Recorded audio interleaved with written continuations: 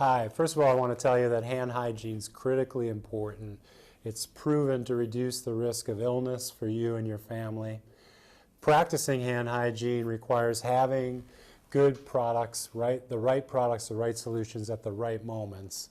And lastly, I would say that washing with soap and water or using an alcohol-based hand sanitizer that's well formulated like Purell is simple, easy, effective. It needs to become a healthy habit. What advice do the leading health experts have to help people fight the flu? Well, the Center for Disease Control and Prevention, the CDC, has a three-step program that they recommend for the flu. The first step is to get the flu vaccine. That will reduce the risk of getting ill from the flu, and also if you contract it, reduce the burden or the severity of the flu. The second step is practicing careful hygiene. That includes hand hygiene. The CDC recommends washing with soap and water for 20 seconds or using an alcohol-based hand sanitizer that has at least 60% alcohol.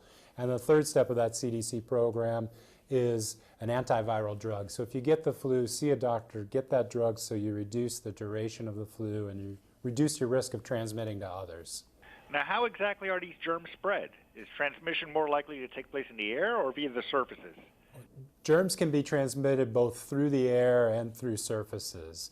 With the flu, oftentimes people worry about respiratory transmission or airborne transmission. The World Health Organization recently concluded that for airborne transmission, you need to be within a couple of feet of someone for that to occur. And that's not happening very frequently. So more often than not, transmission occurs from surfaces to hands to face. It's estimated that that might occur 80% of the time. So what you want to do to interrupt that transmission is try to not touch your mouth, nose, and eyes. That's a way that you're introducing germs into your body. And of course, after contacting surfaces, wash with soap and water or use a good alcohol-based hand sanitizer like Purell. And when should we be practicing hand hygiene?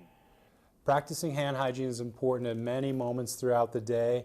I would say the top 3 moments are when you're contacting frequently touched surfaces that may be contacted by others and probably aren't cleaned that often. So if you think about out in public, that could be handrails, doorknobs, remote controls in hotels, restaurant menus at restaurants, and at home we may not clean countertops, kids' toys, remote controls as often as we could. So that's a great time to clean or sanitize your hands.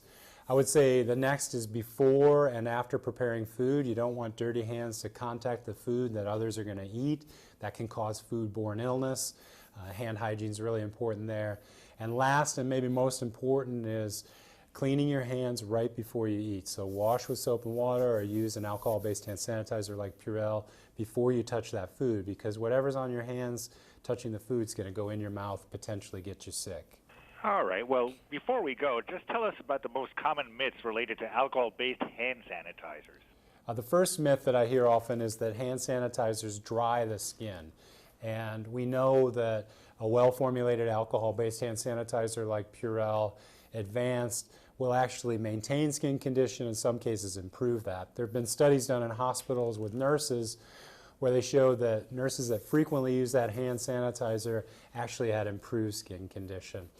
The formulation really matters, so we make sure that the alcohol has other ingredients in there that give a good sensory effect. You want it to feel good and smell good while you use it, so you're more inclined to use it again.